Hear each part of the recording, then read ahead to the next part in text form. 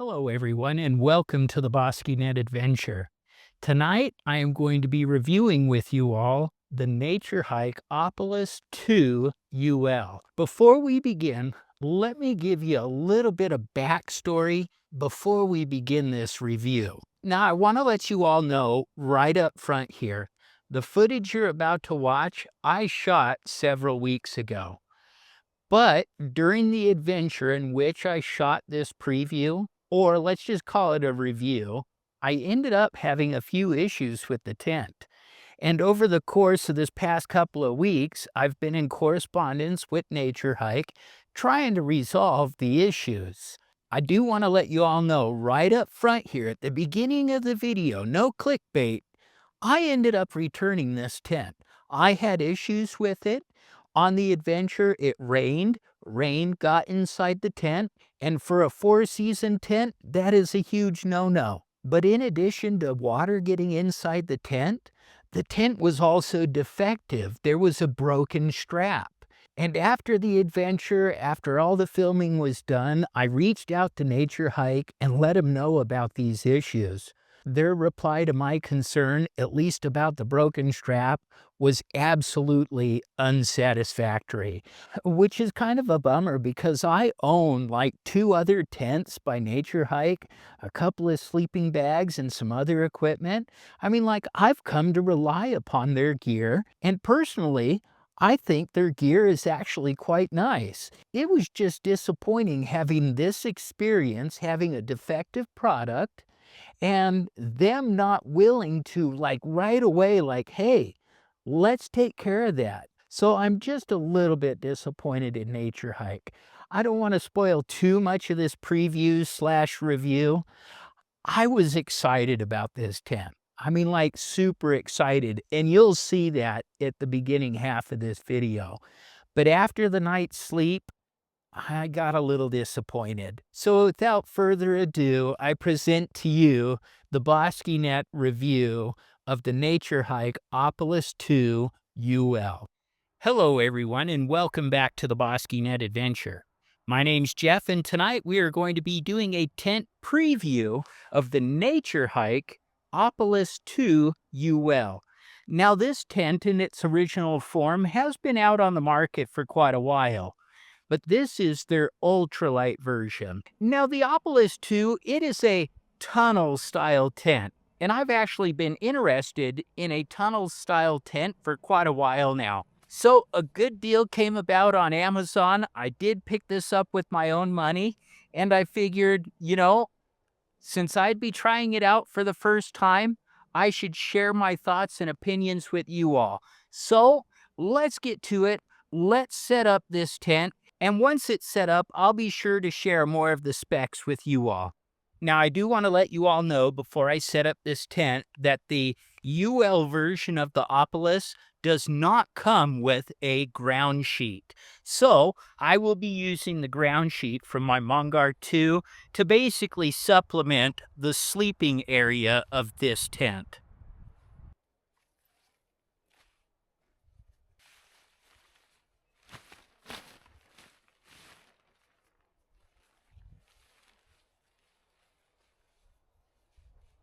Now let's go ahead and unpack it. It does come in this very, very convenient case or a stuff sack.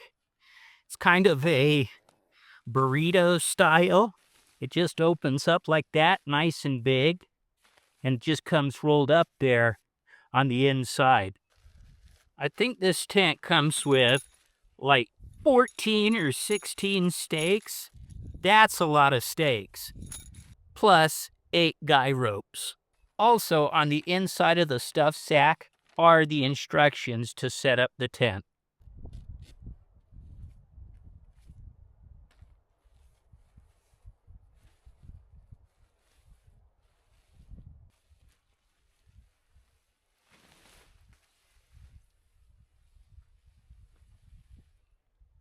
What's cool about the Opalus is that this is a 4-season tent. The poles of this tent actually go through the rainfly, and the inner is pre-attached to the tent.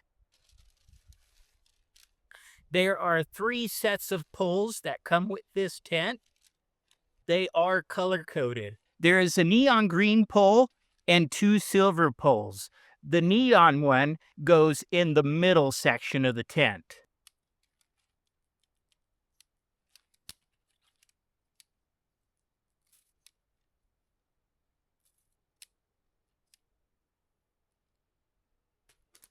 And just so that there's absolutely no confusion, Naturehike has marked the location for which these poles enter. Silver for the silver poles, and the green tab here, that's for the green pole.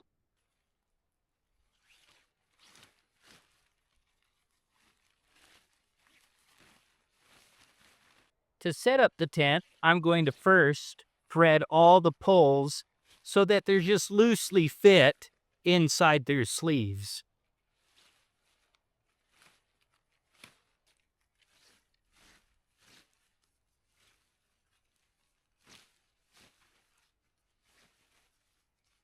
Then, once each of the poles are in their sleeves, I'll start from the back and work my way front, tensioning them up.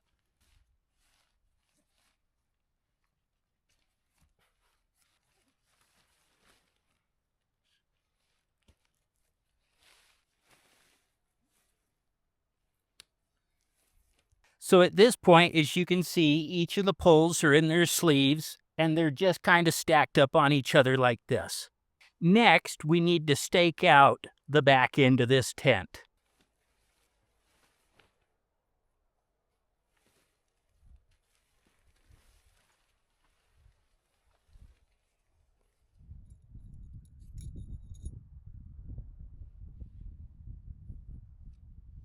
And I'm just going to loosely place the stakes right now in case I need to make any adjustments.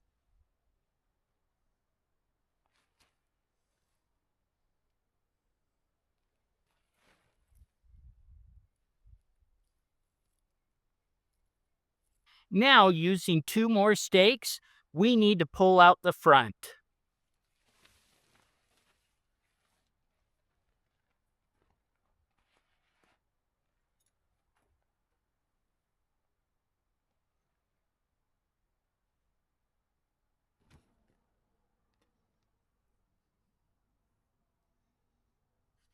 All right, we're looking really good so far. The next thing that we need to do is grab about 6 stakes and stake out where each of the poles meet the ground. Once again, I'm starting at the back side of the tent.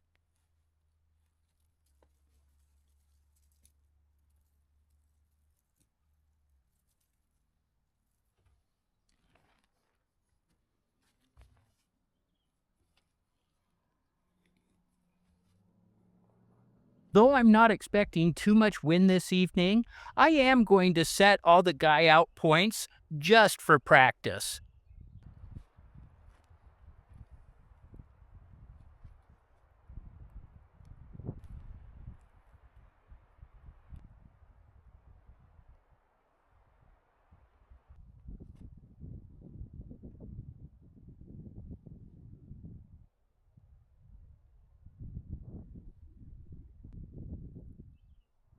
All right, that really didn't take all that long to set up. I'm thinking it was 10 or 15 minutes max, and that was with me setting the camera around and the whole 9 yards, right? So, really not too difficult of a tent to set up.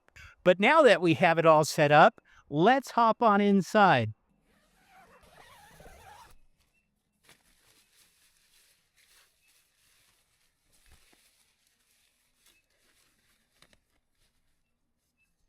That's convenient. For the doorway here, they provided an elastic strap. That is quite nice with a nice hook on it. Boom, just like that. Very nice. As you can see, this is a large vestibule area. This is meant for 4 seasons, so you can sit your backpack in here, all kinds of gear, tables, whatever you need inside the tent. Now, before we open up the inner tent, I do want to point out that the inner tent is free floating, but it is held to the outer rainfly with these straps and toggles. Let's get in.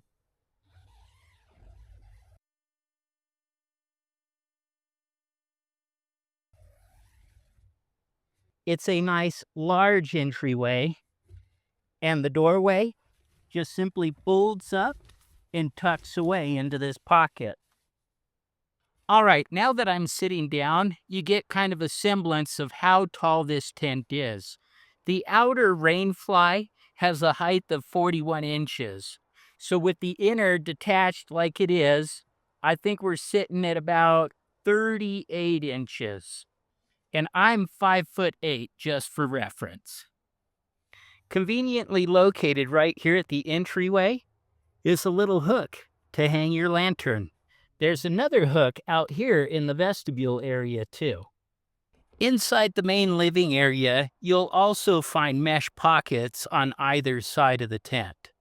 Now, because ventilation is a must, Naturehike did include 2 large ventilation ports at the front and back end of this tent. This one is open air, meaning I can stick my hand all the way out there. There is no mesh here. However, at the back of the inner tent, you will find both a full opening. That way you can actually access the outer's ventilation, and you have the opportunity to open and close that one. Or with the main closed, you can just drop down an additional screen mesh. Here at the entryway of the inner tent, this section right here is also a zip down mesh window. Another really cool feature of this tent is that this front vestibule area, you can unstake it, unguy it, and actually roll it up so that you have a clear view out the front of this tent. You'll want to remove the center guy and detach the front part of the tent from the 2 stakes.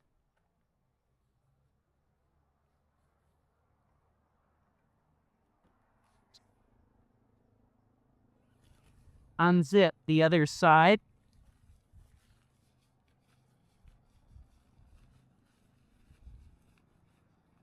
And then you're good to roll it up. You'll notice all of these silver rings. These are not guy out points. These are so that you can roll up the front, and that's where the toggle goes through. Just like that.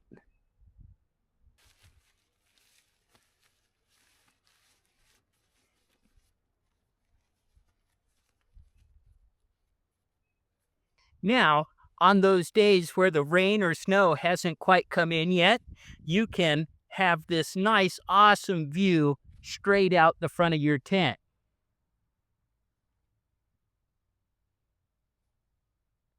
That is by far one of my favorite features of this tent. It is so versatile. It doesn't lock you into just one configuration.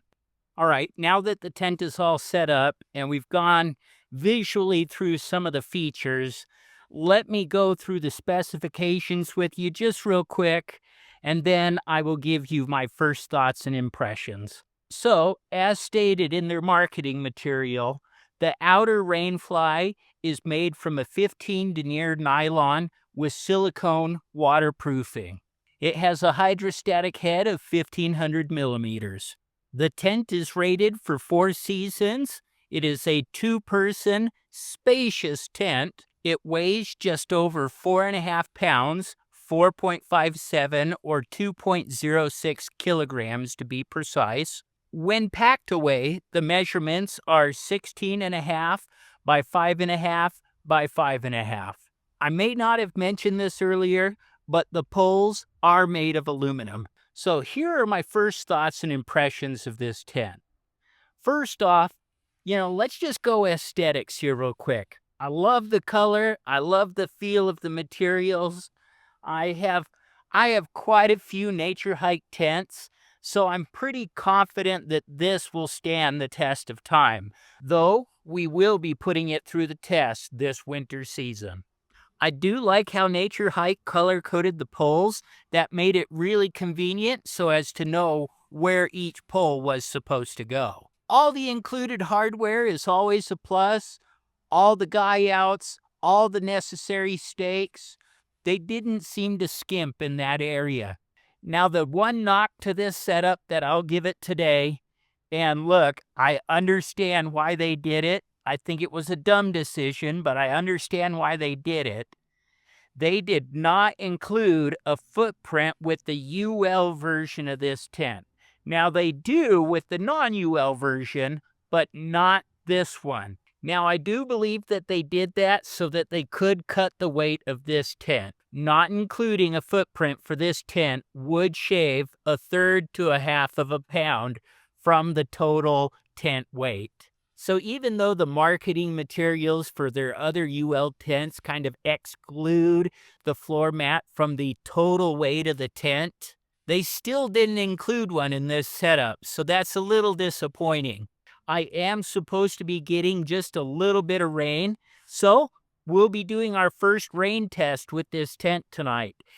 If it leaks or anything like that, I'll be sure to flip the camera back on in the morning and kind of add it to this preview.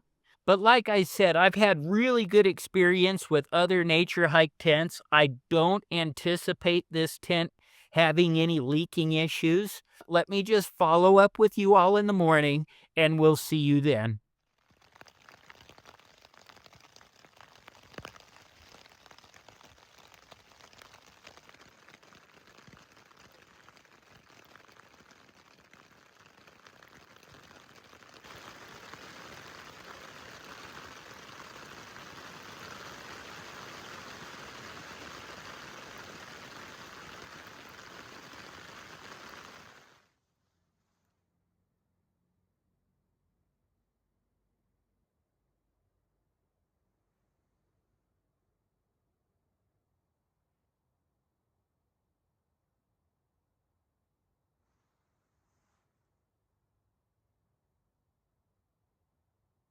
All right, now that I've officially spent the night in the Naturehike Opalus 2 UL, it's time to share with you all some concerns that I have.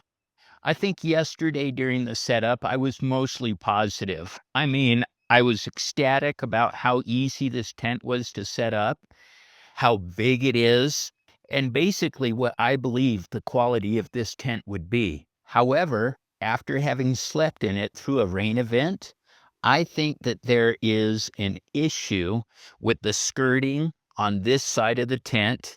In addition to that, I think we may have ourselves a materials or manufacturing flaw in the way that the inner tent is held to the rainfly. All right, so the first issue actually deals with when the water comes off of the tent in a rain event and it splashes against the ground, it's actually making its way to the inner tent.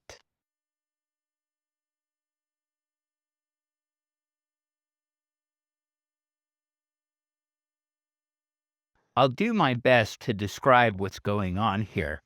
But you see this gap right here? It does not make it all the way to the ground. And that is as low to the ground as I can make it. But you can see on the mesh here that as the water basically funneled off of the tent and splashed and hit the ground right here, it would splash up onto the mesh. So the bathtub floor is not tall enough and water was actually making its way inside the tent. And for a tent that claims to be a 4-season tent, that is a major no-no. Water inside the tent is really bad. All right, so that was the first issue with the tent. The second issue with the tent may be a materials or manufacturing issue. Let me show you. So as I pointed out earlier during the setup, you see that the inner tent is held to the outer tent with these straps, right? Like the material here to the toggle in the inner That's a good nylon strapping. I mean, that is good quality. But on this end, I don't know if you can see that glistening and everything else, but it is a different kind of taped material. And with the way that the sewing machine sews that material to the tent, it actually weakens this connection right here. Because right here at the entryway, you can see, now that's not torn anything. That's a straight perforated edge that has just a straight cut edge from where that sewing machine passed through it. It weakened it, and that came apart all on its own. I am not putting much effort at all to hold these two pieces together. So you better believe I will absolutely be contacting Naturehike about that issue. And if they get back to me in a reasonable amount of time before I post this video, I'll be sure to let you know what they had to say. So to be honest, these straps super concern me because I'm going to have to go through now and check the integrity of all of them. Now, if it weren't for my concerns with the strapping and the water, I would be absolutely raving about this tent right now. I mean, I really do like it. I love the spacious vestibule. I love that it's a suspended inner four-season tent, but I cannot overlook these two issues in making a recommendation for you all, let alone keeping a tent like this for myself. Anywho, that's about all I have to share with you all in this preview of the Naturehike Opalus 2 UL. I do hope that you found this information useful and that you actually made it to the end of the video so that I was able to address these two concerns with you. So I really do hope that this preview/review of the Naturehike Opalus 2 UL was informative and helpful to you all. I'm kind of curious. Do any of you have experience with this tent? Did you have kind of the same issues that I did? I do believe that there is a design flaw with that tent. As far as that entrance side is concerned, they really should have brought up the inner skirt so as to prevent water from getting inside. And maybe they should have extended the fly down on that side too, because the opposite side, I mean, it goes all the way down to the ground. I mean, it's perfect on that side. It's just a fail on the opposite side of the tent. And then with the broken strap, I mean, like, that just sucks when gear comes broken like that.